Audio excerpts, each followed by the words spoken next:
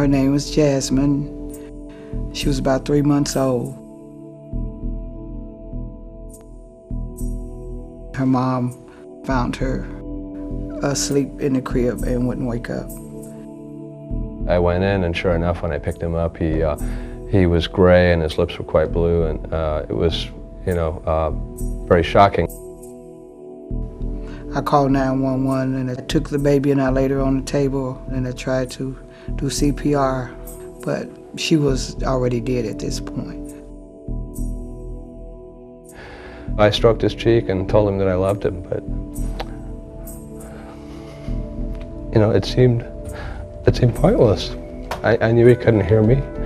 There was no real point, but I didn't want to have been there and not done anything. So I told him that I loved him, and then left and signed the paperwork. When you lose a small infant, the hurt never goes away.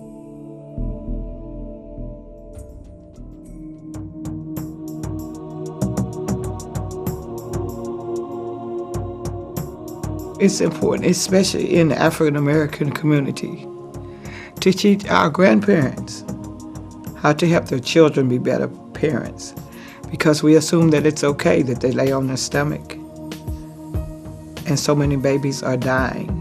The evidence was very compelling. Simply flipping babies over from sleeping on their tummies to their backs could prevent deaths.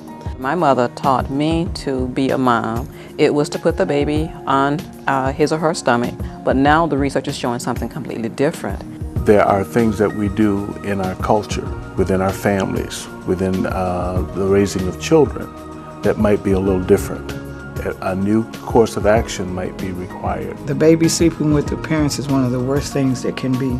You think if the baby moves, you're gonna feel it. You think if the baby cries, you're gonna hear it. The baby can slide under the cover or get too close to mom or dad.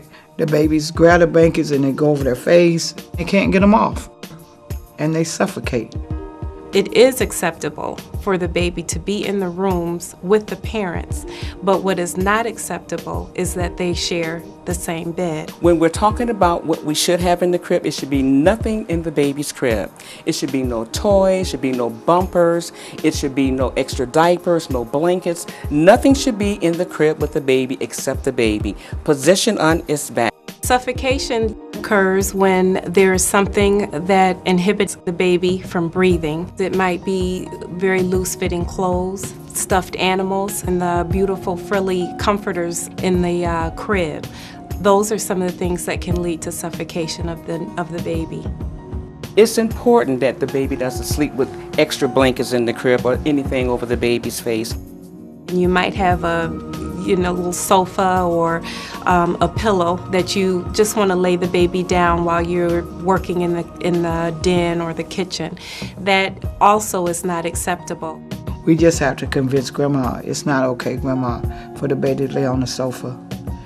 Now we have the pick up and go baby beds, or when they take them over Grandma's house, you can lay them in a safe environment. It's important that no one smokes around your baby. Babies are at risk for respiratory complications. If someone comes around you that smokes, just tell them you can't smoke here, and stick to what you say. If you go over Grandma's house and they smoke, don't take your baby over there. It's okay if it's different from how you raise your baby. It's not an indictment or a criticism of how you raised yours. It's simply saying, this is what we know today. You have to value every day, and your children are a gift, and you have to value them like there is no tomorrow, because there may not be. Our babies are more precious than any silver or gold, and that we must keep them safe.